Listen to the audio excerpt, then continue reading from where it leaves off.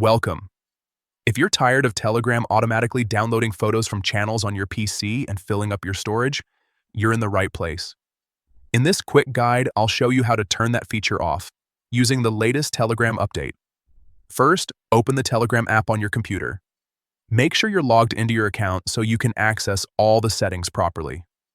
Once you're inside the app, look at the top left corner of the screen. You'll see 3 horizontal lines, also known as the menu icon. Click on those lines to open the main menu. From the menu, go ahead and click on Settings. This will take you to the area where you can customize how Telegram behaves on your device. Inside Settings, scroll down a bit until you find the Advanced option. Click on it to open more detailed controls and features.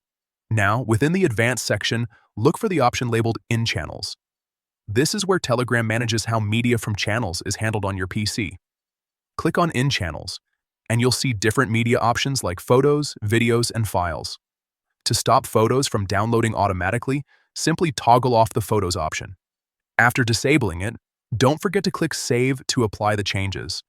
This step is important, otherwise your settings won't be updated. And that's it.